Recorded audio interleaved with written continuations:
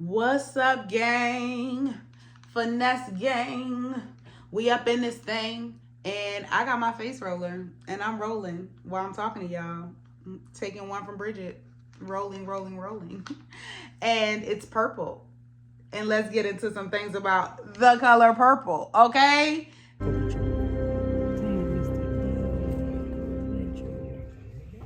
Yes, yes, yes, yes, yes, yes. Okay, I'm gonna keep it real unbiased. Now, let me remind you, the 1985 The Color Purple is one of my favorite films of all times. Like, as a child, I would watch The Color Purple. Celie! Me and you, Haki Dada.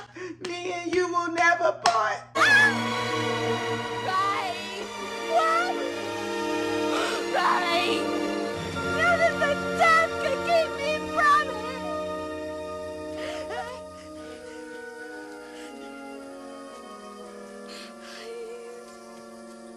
Don't go.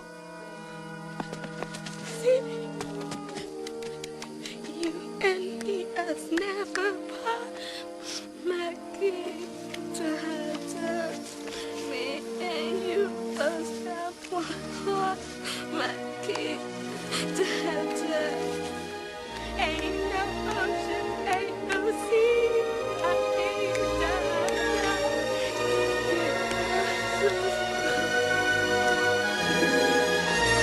Get off my man!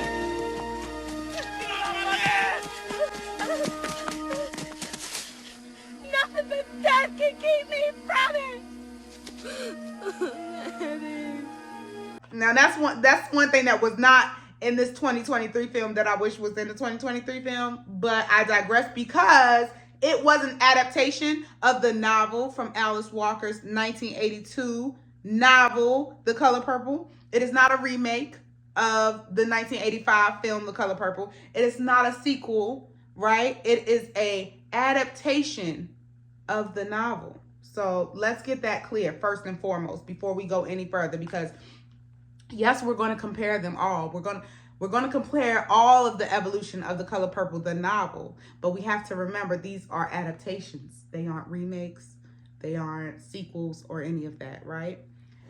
Shout out to Alice Walker though, because what she wrote in 1982 it's been taken on such a ride, right? So she had the 1985 film starring Oprah Winfrey as Sophia, and Whoopi Goldberg as the original Celie, and Danny Glover as the original Mr., right? When we looked at Danny Glover and other stuff, and we was like, sir, because he did his big one in that 1985 film, to the point where anything else he was in, I was not trying to see what he was talking about. That's how good of an actor he was in that film. He was Mr., okay, or Albert.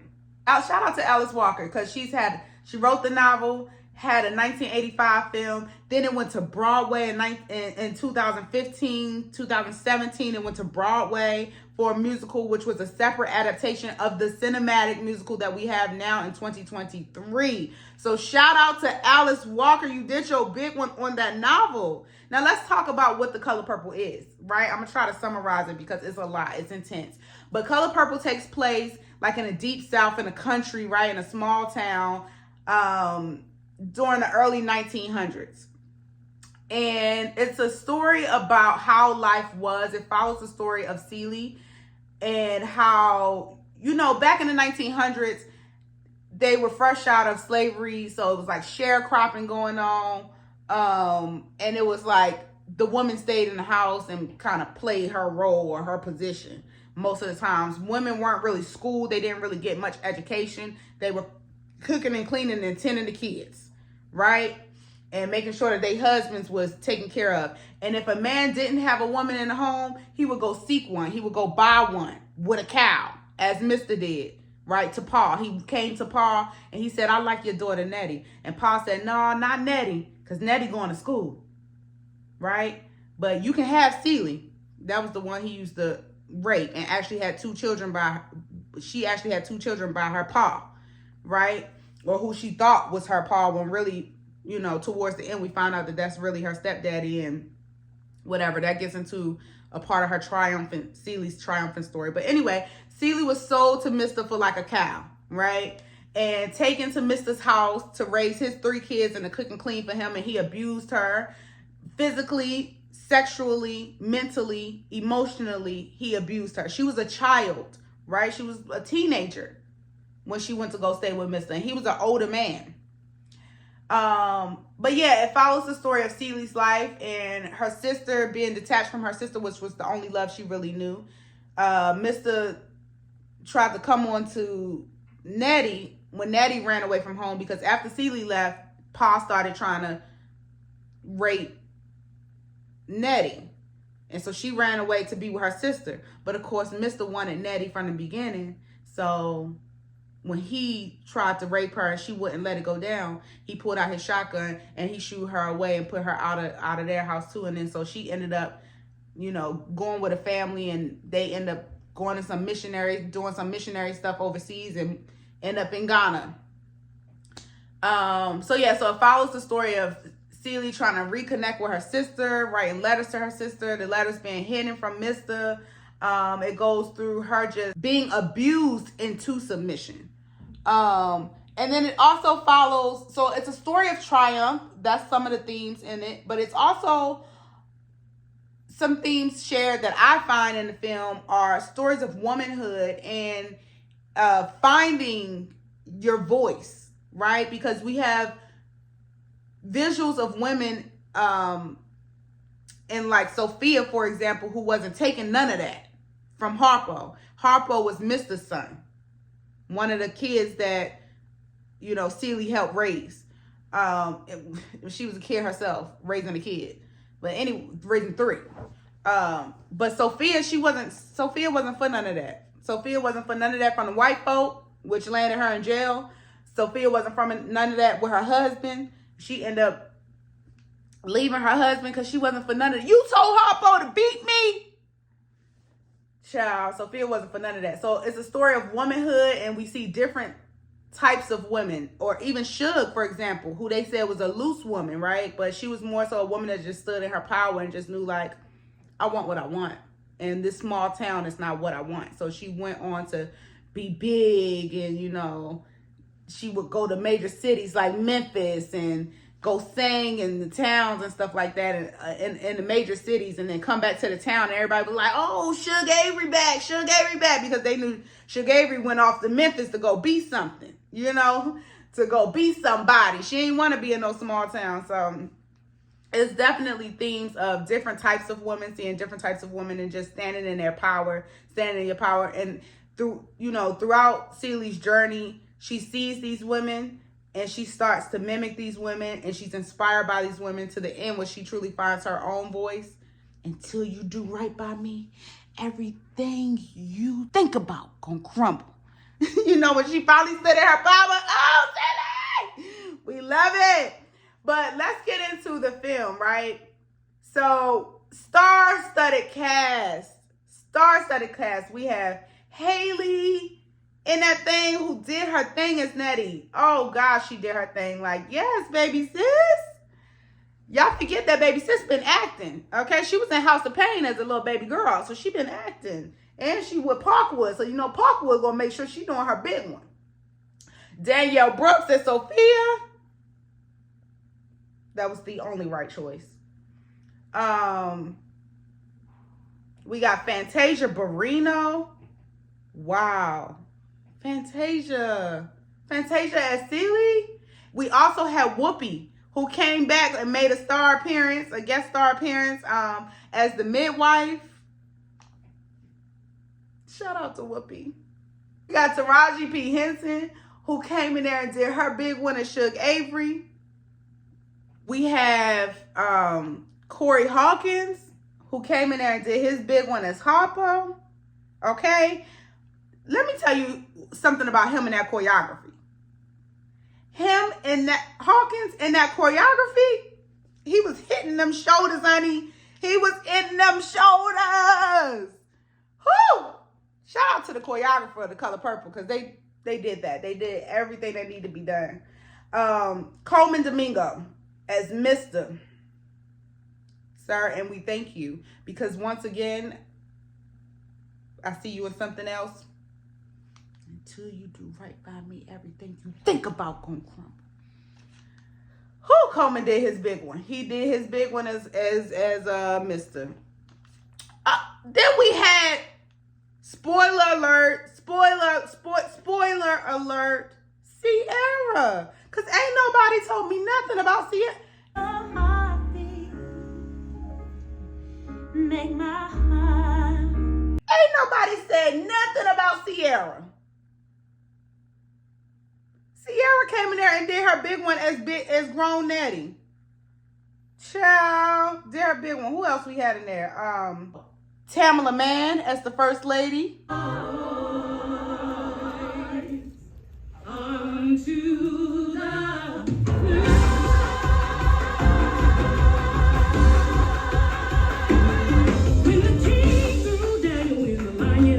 you know Tamala Mann gonna sing. She gonna sing down Felicia Pearl Posse as baby Celie, young Celie. Now shout out to casting, because the evolution of seeing Celie from young Celie to older Celie, you know, that was excellent casting. Mannerisms, it was excellent acting too, because they mirrored each other's mannerisms, physicality, the voice was amazing. They did casting, shout out to casting. David Allen Greer is the Reverend. Yes, I was like, come on, star-studded cast. Her was in there as Squeak. And I like how she had her like very subtle, you know, characteristics that is Squeak. Right? And the character Squeak is like, you know, very modest, very, you know, small until she gets big. Anjanou Ellis Taylor, that's how you say her name. Who played Ma. We love Anjanou. Everything that she does, we love it. She brings that Black woman essence to every role that she embodies that. The dancers, like the opening scene reminded me a lot of Les Mis, where Les Mis is one of my favorite cinematic musicals. Because of the choreography, because of the singing, and because of the opening scene. In a cinematic musical, any musical, the opening scene has to captivate the audience, right? The choreography has to be on point. The song has to be something that makes you just want to sing. It has to be something that gives you the feels, and it lets you know that we're about to go on this journey. And that's exactly what that opening scene did. Bravo to the dancers. Bravo to the actors. Bravo to the singing, the directing, the choreography, the casting, the set design, the props, okay, the lightings and grip department, the talent management, the PAs on set, shout out to everybody who had any part to do with The Color Purple. And this is why Taraji's been saying pay her things, pay her coins, because this one will win awards. Give these people their things because they are talented, and after they get their things and their awards, and even before, pay them what they're owed, because this is some phenomenal acting. You don't see this type of acting all the time. The way Taraji embodied Suge Avery, she took that character. She was like the light of the movie. And that's what Suge Avery is. Even from a writer standpoint, when you have Suge show up, she's kind of like the light of the movie. Like, it's such a dark and heavy movie that we need light, we need laughter. So there's characters like Suge Avery who bring that light and that laughter. Just like in the original, she said, "You sure is ugly." And that kind of was like, it was hilarious, but it was like, dang, that kind of hurt. So I do love the director's choice in this adaptation to not include that. There were a few things that they didn't include, like taglines that we know from you know, the other Color Purple. And I haven't read the book, so I don't know if these lines are in the book. But "You sure is ugly" is one that was not in this one.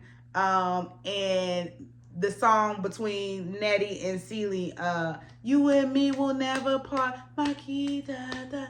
Like, that was not in this one. Now I would have liked to see that. Now, sister, you've been on my mind. Sister, we're two of a kind. Now that had to be in there. So shout out to them for wiggling it up in there, because I was like, where's that? Where is it? And then we got to the end, and I was like, okay, cool. Whew, felt good.